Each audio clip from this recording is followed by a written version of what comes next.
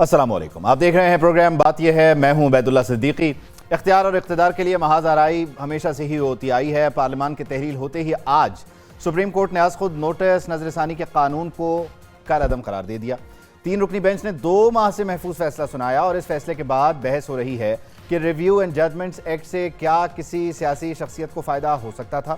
کیا یہ ایکٹ نواز شریف یا جہانگیر ترین کو ریلیف دینے کے لیے ہی بنایا گیا تھا؟ اور سپریم کورٹ نے اس فیصلے کو سنانے کے لیے پارلیمان کے تحلیل ہونے کا انتظار کیوں کیا؟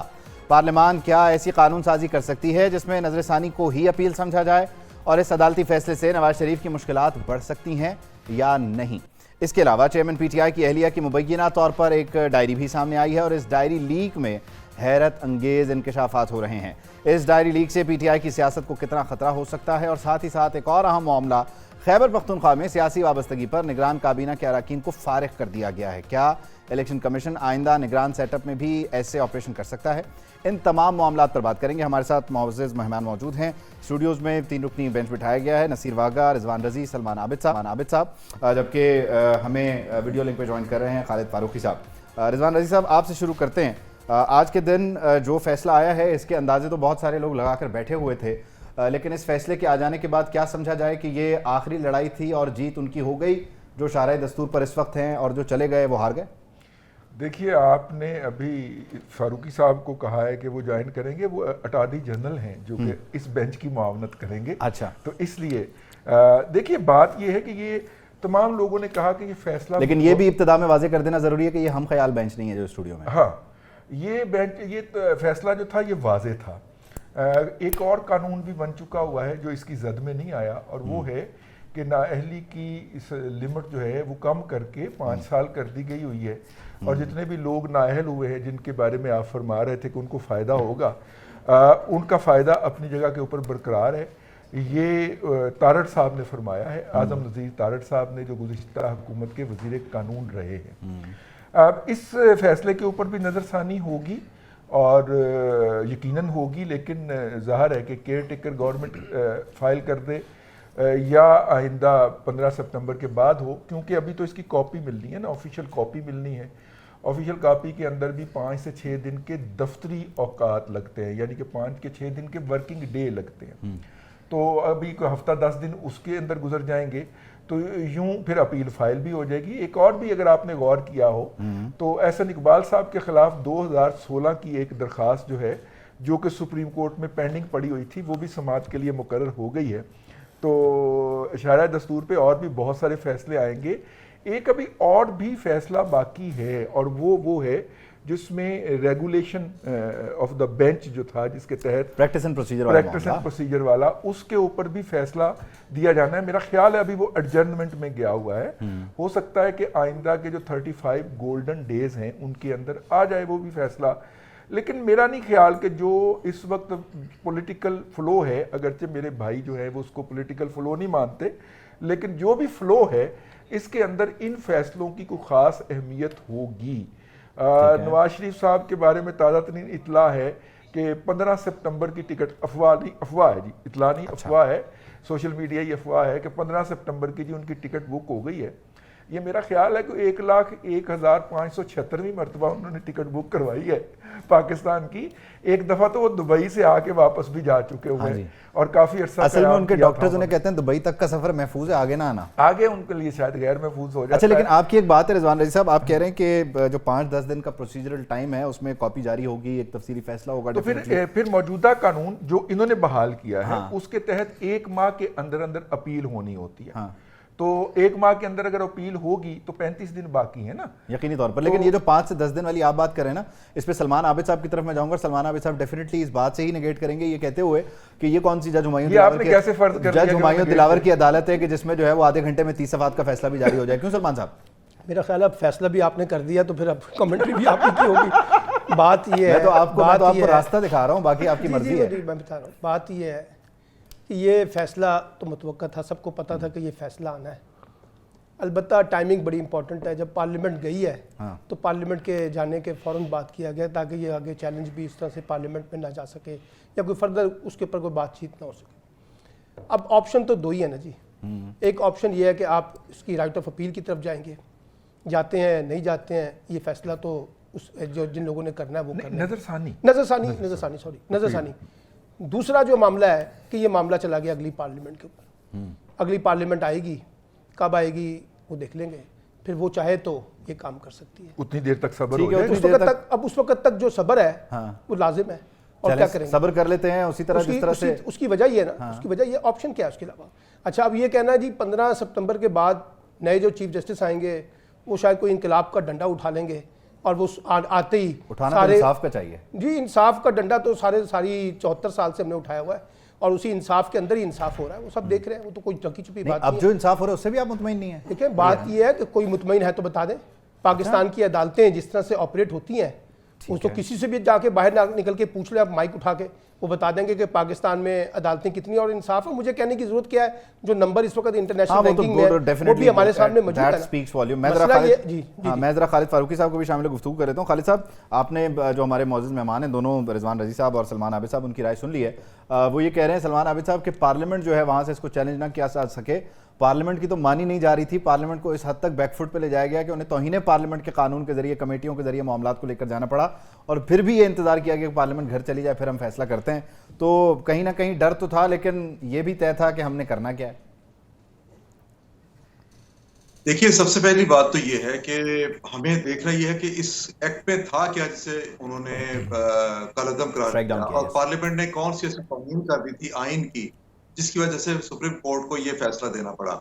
اور دوسری بات یہ ہے کہ سپریم کورٹ نے اتنا ڈیلے کر کے, اتنا انتظار کر کے, بہت ہی مناسب وقت کا انتظار کر کے یہ فیصلہ جو دیا, تو اس سے کیا شکوک و شبہات پیدا ہوتے ہیں, اور اگر شکوک و شبہات نہیں تو کیا تاثر پیدا ہوتا ہے. دونوں باتوں میں بڑی ایک ان کو الگ الگ دیکھنے کی ضرورت ہے. جو ایکٹ پارلیمنٹ نے پاس کیا تھا اس پہ تو کیا تھا, سپریم کورٹ کا اختیار سپریم کورٹ کے پاس تھا. صرف ایک اپیل کا حق جو ہے وہ دیا گیا ہے کہ آپ نے یہ جو کیس کا فیصلہ کیا کسی اسقط نوٹس کے تحت, اس کے لیے جس شخص کے بارے میں, جس ادارے کے بارے میں, جس فرد کے بارے میں آپ فیصلہ کرتے ہیں اسے اپیل کا حق مل جائے. اور اپیل کے حق میں بھی آپ جب جائیں گے تو صرف یہ ہوا کہ جن لوگوں نے, جن ججز نے اسقط نوٹس کا فیصلہ کیا, کوئی فیصلہ دیا, اس سے ایک بڑا بینچ بن جائے تاکہ زیادہ لوگ ہوں تو اس میں انصاف جو ہے زیادہ ہوتا وہ نظر بھی آئے. اس میں مجھے نہیں سمجھ آتی کہ اس وقت بھی کیا برائی تھی, آج بھی کیا برائی سمجھی جاتی ہے, اور جو لوگ اس کی حمایت میں بڑی خوشی کا اظہار کر رہے ہیں کہ سپریم کورٹ نے بڑا فیصلہ دیا, ان کو اس سے کیا فرق, کیا ان کو کیا فائدہ کیا ملے گا. اچھا یہ تو ایک بڑی ایک مطلب جو بنیادی ایک چیز تھی. باقی چیزیں جو ہے کہ نواز شریف کو اس کا فائدہ ہوا یا نقصان ہوا, یا کسی اور سیاسی لیڈر کو اس کا فائدہ یا نقصان ہوتا ہے. ہمارے ہاں ایک رواج یہ بن گیا ہے کہ وہ ایک محاورہ ہوتا ہے, لڑتے لڑتے ہو گئی دھوم, ایک کی چونچ اور ایک کی دھوم. کبھی ایک سیاسی جماعت ایک عدالتی فیصلے پر خوش ہوتی ہے, اور کبھی دوسری جماعت دوسرے عدالتی فیصلے پر خوش ہوتی ہے. لیکن نقصان بہرحال سیاستدانوں کا ہوتا ہے, نقصان بہرحال پارلیمنٹ کا ہوتا ہے, اور نقصان جمہوریت کا ہوتا ہے. آپ پارلیمنٹ کو جس طرح بے توقیر کرنے پر تلے ہوئے ہیں, اور ہمارے یہاں پہ جس طرح ایک رجحان یہ بن گیا کہ آپ پارلیمنٹ کی جو اختیار ہے اس میں یہ کہتے ہوئے مداخلت کرتے ہیں کہ جناب یہ آئین سے بالاتر آپ فیصلہ نہیں, اپنا قانون نہیں بنا سکتے. یہ کہاں پہ کیسے ہو سکتا ہے کہ آپ کسی جگہ پہ 4 یا 6 لوگ بیٹھ کے یہ فیصلہ دے دیں, اور وہ پارلیمنٹ جو ہے جو پورے پاکستان کے عوام کی نمائندہ ہے اس کو یہ سمجھا جائے کہ وہ غیر آئینی کام کر رہی ہے, غیر قانونی کام کر رہی ہے. تو یہ جب تک ذہن تبدیل نہیں ہوتا اس وقت تک پارلیمنٹ کے اختیارات میں مداخلت کی جاتی رہے گی. یہ مجھے ذاتی طور پہ اگر مجھ سے پوچھیں گے تو مجھے یہ فیصلہ افسوسناک لگتا ہے. چلیں آپ کی نظر میں فیصلہ افسوسناک ہے, لیکن بہرحال آپ نے جو ابتدائی طور پر اس کو بیان کیا کہ یہ نظر ثانی سے اس کو اپیل کی طرف لے گئے, ڈیفینیٹلی اس کو واسٹ کیا گیا, اختیارات تو کسی صورت محدود نہیں ہو, پھر دوسرا وکیل بدلنے کا بھی ایک آپشن میسر آ گیا تھا. جو واگا صاحب بڑھے ہیں, کم تو نہیں ہوئے. میں ذرا پوچھنا چاہ رہا ہوں واگا صاحب سے کہ واگا صاحب یقینی طور پر اختیارات تو بڑھائے ہی گئے تھے, اور اس میں جو متاثرین ہیں ان کے پاس ایک ریلیف مزید تھا جو کہ عدالتوں کا کام ہوتا ہے دینا, لیکن اس سب کے باوجود یہ 3 لوگ جو ہیں وہ طے کر لیں گے, یعنی آپ 3 بیٹھ کے طے کر لیں گے کہ یہ آئین ہے, اور باقی جو پورا ادارہ ہے مقننہ ہے جس کا یہ کام ہے اس نے یہ کرنا ہے, وہ ٹھیک نہیں کر رہی, باقی تمام لوگ اس کے علاوہ یہ کام ٹھیک کر رہے ہیں آئین کی تشریح کا. صدیقی صاحب بات یہ ہے کہ جب آپ کی پارلیمنٹ اوورال دیکھنے میں, لوگوں کو محسوس کرنے میں نامکمل محسوس ہو, تو اس طرح کے ان کے جو قوانین ہیں، جس طرح آپ نے چند دن پہلے دیکھا کہ پارلیمنٹ جو ہے وہ قوانین بنانے کی ایک مشین بنی ہوئی تھی، دن رات پارلیمنٹ میں قوانین پاس ہو رہے تھے، اپوزیشن کہاں ہے ہی کوئی نہ، راجہ ریاض صاحب اور وہ چند لوگ، کوئی کسی نے اس کی مخالفت میں بات کی ہو؟ جب قوانین بنتے ہیں نا تو تمام لوگوں کی اس میں ڈسکشن، ان کی مرضی شامل ہوتی ہے، ایک بھرپور پارلیمنٹ ہو جس میں ایک مضبوط اپوزیشن موجود ہو، تو اس قانون کو کوئی بندہ نہیں توڑ سکتا۔ واگا صاحب، جب آپ کو نا راجہ ریاض کی آہ لگنی ہے، آپ روزانہ بیٹھ کے راجہ ریاض کا مذاق اڑاتے ہیں۔ اب صدیقی صاحب بات یہ ہے کہ سپریم کورٹ آف پاکستان کو حقیقت میں اپنے دائرہ اختیار میں ضرور رہنا چاہیے، اور جو ان کے پاس قوانین بنانے کا تو نہیں، ان کو انٹرپریٹ کرنے کا جو ان کے پاس اختیار ہے وہ آج بھی ہے اور وہ ہمیشہ رہے گا۔ اب اگر ہم یہ کہیں کہ وہ کوئی بھی اس طرح کا قانون بننے کے بعد اس پہ کوئی کامنٹ نہ کرے، کوئی بات نہ کرے، کوئی فیصلہ نہ کرے، ان کے پاس کوئی نظر ثانی کی یا کوئی کسی قسم کی کوئی اپیل جائے اور وہ چپ رہے، وہ کہیں گی بس پارلیمنٹ نے اس پہ مور لگا دی ہے، اب یہ حرف آخر ہے۔ بھائی نواز شریف کو تو اس سے کوئی فرق نہیں پڑنا، اس کی وجہ یہ ہے کہ نواز شریف نے آنا ہے، ایک خاص جو ایک ٹائم طے ہے، ایک سکرپٹ بنایا گیا ہے، اس کے تحت آنا ہے۔ ابھی تو آپ کے پاس جسٹس قاضی فائز عیسیٰ صاحب نے بھی آنا ہے اسی سپریم کورٹ کے سربراہ کے طور پر، تب دیکھیے گا کہ کیا کیا راستے نکلتے ہیں۔ افسوس کا مقام صرف اتنا ہے صدیقی صاحب کہ یہاں پہ قوانین جو ہے نا وہ اپنی مرضی سے بن رہے ہیں اور اپنی مرضی سے بہت ساری انٹرپریٹیشن ہو رہی ہیں۔ واگا صاحب جو آپ بات کر رہے ہیں کہ 15 ستمبر کے بعد جو تبدیلی آئے گی اس کے بعد راستے نکلیں گے، واحد ایک ایسی شخصیت نہیں ہے کہ جس سے تقریباً سارے ہی خفا ہیں اس وجہ سے کہ وہ دیکھتے آئین پاکستان کی طرف ہیں، تو یہ تو ایک بڑا بالکل ان کو آئین پاکستان کو اسی طرف دیکھنا چاہیے، اور اس طرف دیکھنے کی وجہ سے ان کو بڑی مشکلات کا بھی سامنا ہے۔ صاحب بات یہ ہے کہ ہم لوگ آئین پاکستان کو اپنے مطلب کی حد تک تو بنا لیتے ہیں، تو مجھے بتائیں کہ ابھی جو حال ہی میں الیکشنوں کے فیصلے ہوئے ہیں وہاں اس وقت آئین پاکستان کہاں تھا؟ تب تو ہر بندے نے کہا نہیں جی 90 دن کے اگر الیکشن نہیں بھی ہوتے، یار اس پہ کوئی بحث والی بات ہو سکتی تھی؟ ہر ماہر قانون، ہر بندے نے یہ کہا کہ 90 روز سے اوپر الیکشن، یہ تو چلیں بہرحال وہ ایک نظیر کریٹ کی گئی نا، کون سا قانون، کون سا آئین، کچھ بھی نہیں ہے۔ واگا صاحب آپ جو یہ بات کر رہے تھے نا کہ یہ ایک قانون سازی کی فیکٹری بنی ہوئی تھی، یہ قانون سازی کی فیکٹری بھی بہتر نہیں تھی، بلکہ اس سے پہلے جو آرڈیننس فیکٹری لگی ہوئی تھی وہ بھی کسی صورت بہتر نہیں تھی۔ لیکن اس پہ بھی کمنٹ کیا جا سکتا ہے اور وہ بھی غلط ہے۔ میں ایک معاملے کو ذرا سمجھنا چاہوں گا رضوان رضی صاحب کی طرف لے جا کے۔ رضوان رضی صاحب، آج عرفان قادر صاحب کی بھی یہی رائے رہی، اعظم نذیر تارڑ صاحب کی بھی یہی رائے رہی، تمام ہی جو مسلم لیگ نون کے ریپرزنٹیٹیوز ہیں لیگل فرٹرنیٹی سے، وہ یہ کہتے ہیں کہ نواز شریف کی واپسی کو یا نااہلی کو لے کر اس فیصلے سے فرق نہیں پڑے گا، بالکل نہیں پڑے گا۔ لیکن اس میں ایک کاؤنٹر کوشچن یہ ہے کہ اگر 3 رکنی بینچ نے 2018 میں فیصلہ کیا، پیپلز پارٹی شیخ رشید کی درخواستوں پر 63A کی تشریح کر دی اور تاحیات نااہلی ڈیفائن کر دی، تو پھر آئینی ترمیم کے بغیر کیسے آپ اس 3 رکنی بینچ کے فیصلے کو اوور ڈو کریں گے؟ یا تو اس سے بڑا بینچ ہو یا پھر آئینی ترمیم ہو، نہ بڑا بینچ بن سکتا ہے فی الحال، نہ آئینی ترمیم ہو سکتی ہے۔ لیکن آئینی ترمیم نہیں، انہوں نے قانونی ترمیم کر دی تھی، مطلب کہ اس کے اندر ایک ترمیم کر دی تھی گزشتہ جو پارلیمنٹ، لیکن سادہ قانون کے ذریعے تو نہیں ہو سکتا نا سر یہ تو اب سپریم کورٹ کا دیکھنے کا معاملہ ہے نا، اگر سادہ یو نیور نو 184(3) کے تحت یہ معاملہ بھی ٹیک اپ ہو جائے اور اس کو اڑا دیں، میں نے تو آپ کو پہلے کہا ہے۔ لیکن دیکھیے ابھی ایک بات ہو رہی تھی، واگا صاحب فرما رہے تھے، لیکن ایک بات جو ہے وہ ہم بھی بڑی کنوینئنس کے ساتھ اوور لک کر گئے۔ کیا؟ ایک گو کے اندر 30 نجی یونیورسٹیوں کا صرف اس پنجاب کے اندر آپ نے NOC جاری کر اور یہ بتا دیں کن کن کو ملا ذرا۔ پہلی بات تو یہ ہے کہ یہ صوبائی معاملہ ہے۔ 18ویں ترمیم کے بعد سلمان عابد صاحب جی مجھے بالکل آپ صحیح کہہ رہے ہیں، 18ویں ترمیم کے بعد یہ صوبائی معاملہ تھا۔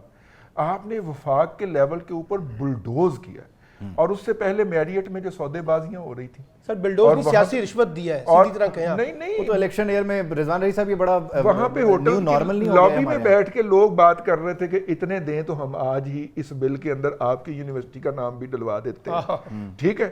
اب یہ باقاعدہ یہ ڈگریاں بانٹنے کی فیکٹریاں ہیں، یہاں سے ہم جو ہیں وہ باس میں نکالیں گے، چلیں بیچنے کی کرتے ہیں، یہ وہ ڈگریاں دیں گے جو اس ملک کے جغرافیائی حدود کے اندر بھی اکثر جگہوں کے اوپر ناقابل قبول ہوں گی۔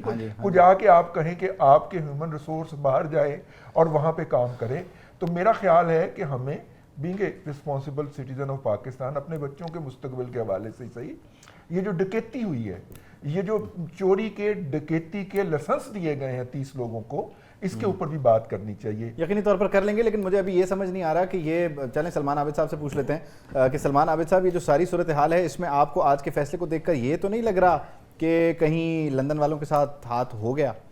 دیکھیں، پہلی بات یہ ہے کہ اس فیصلے سے کوئی تعلق نواز شریف صاحب کی آمد کا نہیں ہے. جب نواز شریف صاحب کسی کے ساتھ ڈیل کر لیں گے تو باقی سارے کام آسان ہو جائیں گے. یہ ایسے آپ بلا وجہ پریشان ہو رہے ہیں. ماضی میں بھی سنیں ذرا، وہ ماضی میں بھی ڈیل کر کے آتے رہے ہیں، ڈیل کر کے جاتے رہے ہیں. اب بھی جب کبھی ان کی کوئی ڈیل ہو جائے گی تو یہ ساری قانونی پیچیدگیاں جو ہیں وہ ختم ہو جائیں گی. یعنی ظاہر اسے آپ سے بہتر کون سمجھ سکتا ہے کہ ڈیل کے ذریعے اقتدار میں آنا؟ اب میں وہ یہ سمجھ رہے تھے کہ میرا چھوٹا بھائی جو ہے نا یہ ساری قانونی پیچیدگیاں دور کرے گا. اب بھائی بھی بہت شریف آدمی ہے، اگر وہ قانونی پیچیدگیاں دور کرنے لگ جاتا تو اس کا اپنا کیا مستقبل رہ جاتا. تو یہ سارا کھیل جو ہے نواز شریف صاحب کا معاملہ کہیں اور اڑا ہوا ہے.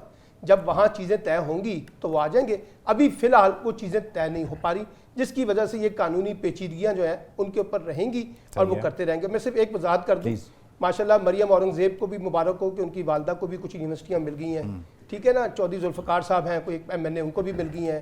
کراچی سے قائم علی شاہ کی بیٹی، میں یونیورسٹی پہ آگے چل کے بات کر لیتا ہوں. ابھی یہ جو یہ سبجیکٹ ہے یہ بڑا واسٹ میرا ہے. مطلب دیکھیے نا کس قسم کی بندر بانٹ ماشاءاللہ جاتے جاتے شہباز شریف صاحب کر کے گئے. پنجاب میں نہیں، سندھ میں ملی ہے سر. لاہور میں گوادر یونیورسٹی کے لیے جو ہے سندھ کے رکن نے بل پیش کیا سینٹ میں، بلوچستان والے حیران رہ گئے. تو یہ تو خیر عجیب و غریب معاملات ہیں. بہرحال میں ذرا لاہور میں قائم ہو خالد فاروقی صاحب کی طرف جا رہا ہوں. خالد فاروقی صاحب، آپ سن رہے ہیں رائے سلمان عابد صاحب کی بھی، رضوان رضی صاحب کی بھی. نواز شریف صاحب کی واپسی کے لیے وہ کہتے ہیں معاملات کہیں اور طے ہونے ہیں، آج کے فیصلے کا کوئی امپیکٹ نہیں ہے. مجھے پتہ نہیں کیوں لگ رہا ہے کہ یہ ہاتھ ہوا ہے آج کا فیصلہ. مسلم لیگ نون کی جو اس وقت الیکشن کیمپین مختلف ٹیلی ویژن سکرینز پر چل رہی ہے، آپ اسے دیکھ کر نہیں سمجھتے کہ کسی اور کو لیڈر بنایا جا رہا ہے، پورٹری کیا جا رہا ہے؟ قصور جلسے میں مریم نظر نہیں آئیں. رفٹ ہے، بہت شدید ہے، اور آئندہ آنے والے دنوں میں معاملات سادہ نہیں ہیں. دیکھیے صدیق صاحب، یہ اصل میں نواز شریف کے بارے میں ہی میرا خیال ہے زیادہ وہ متاثر ان کو کیا جا رہا ہے کہ ان کی واپسی جو ہے وہ اتنی آسانی سے نہ ہو سکے، اور جس حد تک ان کو روکا جا سکتا ہے روکا جائے. یہ بڑی سادہ سی بات ہوگی کہ اگر ہم یہ کہیں گے کہ اس کا نواز شریف پہ اثر نہیں پڑے گا. یقینی طور پہ نواز شریف پہ اثر پڑے گا. اب اس کے پیچھے خوش کون کون ہوتا ہے؟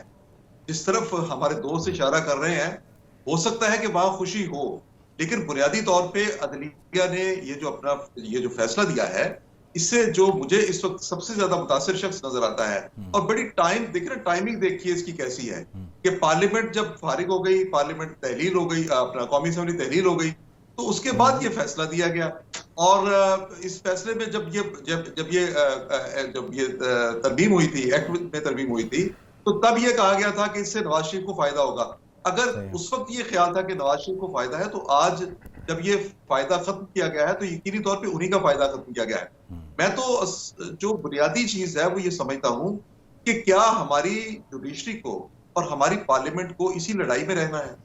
کیا کسی جگہ پہ یہ چیزیں طے نہیں ہونی کہ پارلیمنٹ کے دائرہ کہاں اور دائرہ اختیار کیا ہے، اور جو ہماری جوڈیشری ہے اس کا دائرہ اختیار کہاں ہے، کہاں شروع ہوتا ہے، کس حد تک ان کو رکھنا چاہیے؟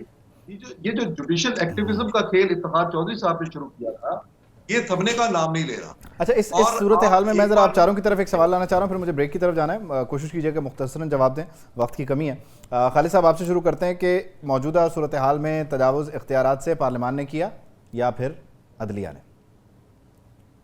نہیں، پارلیمنٹ نے کبھی اختیارات سے اس طرح کا تجاوز نہیں کیا. اور یہ پارلیمنٹ سے یہ الگ بات ہے کہ پارلیمنٹ کی اس وقت جو حیثیت تھی اس میں اپوزیشن اس طرح موجود نہیں تھی، لیکن ہماری پارلیمنٹ کی وہ آئینی طرح، یعنی آپ کی نظر میں کسی دوسرے فریق نے اختیارات سے تجاوز کیا؟ میں یہی سوال، مجھے بریک لینی ہے. سلمان عابد صاحب، پارلیمنٹ یا عدلیہ؟ دیکھیں، پاکستان کی سیاسی تاریخ کو اٹھا کے دیکھیں، پارلیمنٹ نے بھی اپنے اختیارات سے تجاوز کیا ہے اور سارے فیصلے پارلیمنٹ سے باہر کرنے کی کوشش کی ہے، بلکہ اپنی کیبنٹ تک کو بھی اعتماد میں نہیں لیا. جوڈیشری کے بارے میں بھی یہ کہہ سکتے ہیں کہ وہ اپنے دائرہ کار سے باہر نکل کے آئے. یہ کوئی ایک فریق تو باہر نہیں نکلا. اب یہ جو ابھی واغا صاحب نے جو قانون سازی بتائی ہے، کیا یہ پارلیمنٹ کے دائرہ کار میں تھی؟ اگر تھی تو خاقان عباسی کی کل کی تقریر سن لیں، آپ کو بتا دیں گے کہ پارلیمنٹ کے دائرہ کار میں تھا یا نہیں تھا. آپ کی نظر میں پارلیمنٹ کا اس میں زیادہ قصور ہے؟ رضوان رضی صاحب، پارلیمنٹ یا عدلیہ؟ اس معاملے کے اندر صرف عدلیہ نے اپنی حدود سے تجاوز کیا. مقننہ کا تو کام ہے قانون سازی کرنا. واغا صاحب؟ ہرگز نہیں. میرا خیال ہے دونوں نے ہی نہیں کیا.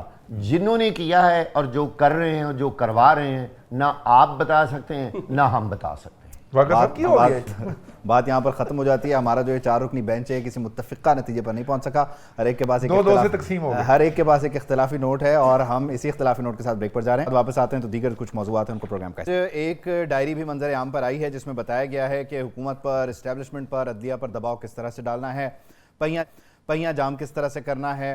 साथ ही साथ इसमें खाने का मेन्यू भी था और ये तक बताया गया कि दूध किस वक्त पीना है। तो बहरहाल इस डायरी के सियासत पर क्या असरात होंगे इस पर हम बात कर लेते हैं।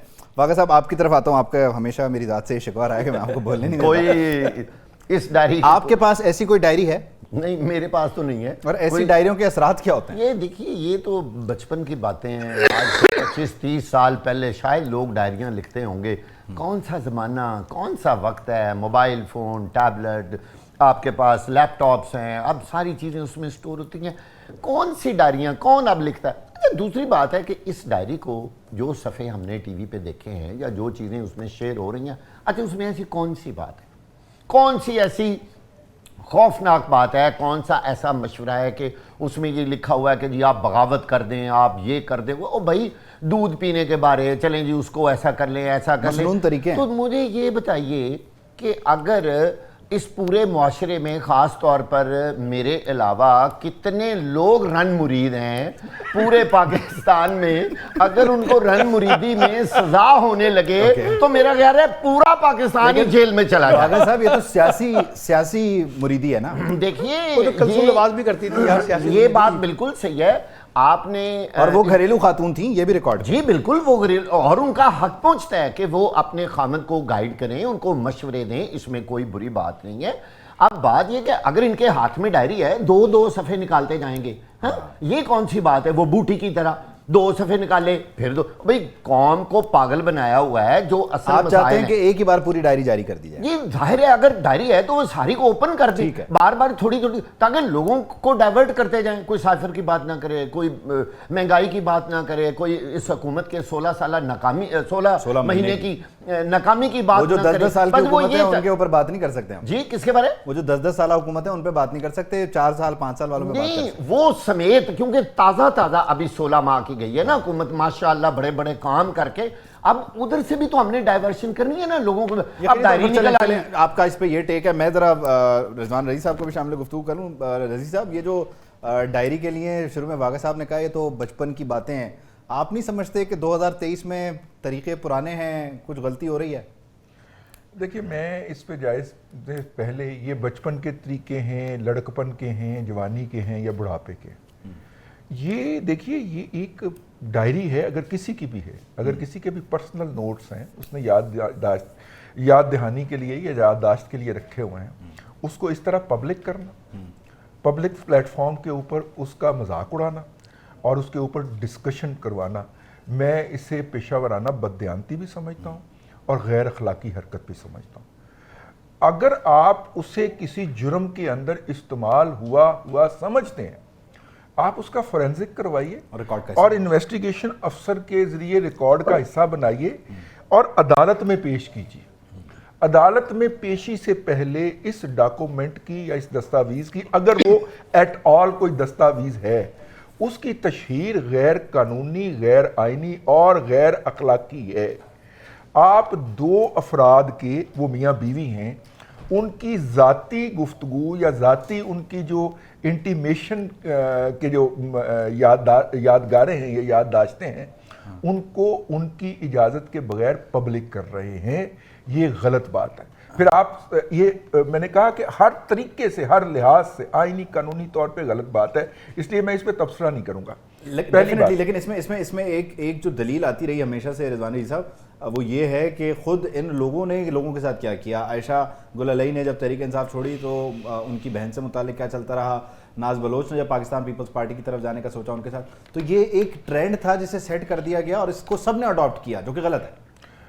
मेरा ख्याल ये है कि बंदे को अपने बेसिक मोरालिटी के ऊपर किसी ना किसी लेवल पे स्टैंड करना चाहिए। अगर कोई दूसरा नहीं कर रहा तो वो उसका अमल हो सकता है उसे। अब आप अपनी खूबियों से जिंदगी गुजारते हैं, दूसरे की खामियों से नहीं, ये बात आप ज़हन में रख लीजिए।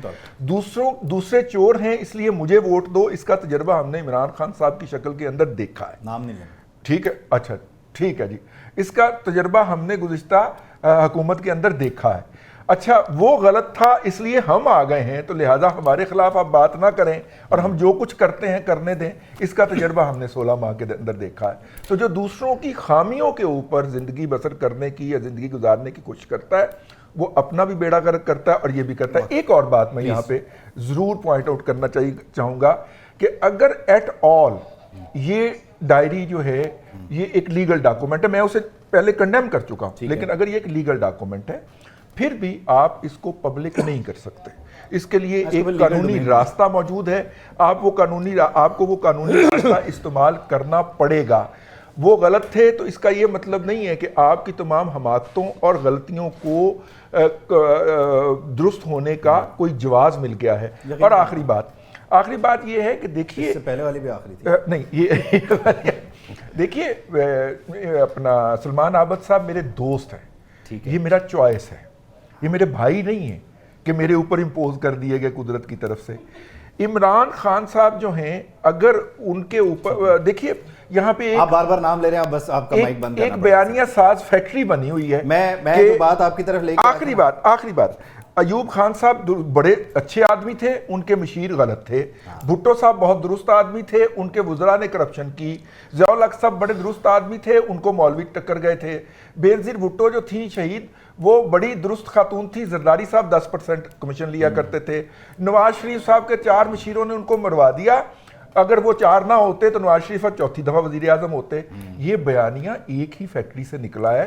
عمران خان صاحب بڑے معصوم آدمی تھے اور ان کو جناب یہ ڈائری کے اندر جو نوٹس لیے گئے ہیں اس کی وجہ سے ان کو مار پڑ گئی. یہ بیانیہ جو ہے یہ ہم 75 سال سے ایک ہی فیکٹری سے سن رہے ہیں. جو ڈائری ہے یہ ایک ڈائیورژن ہے یا پھر آپ یہ کہہ لیجئے یہ لڑائی کے ایک پرانے فریق کا پرانا طریقہ ہے اس نئے زمانے میں؟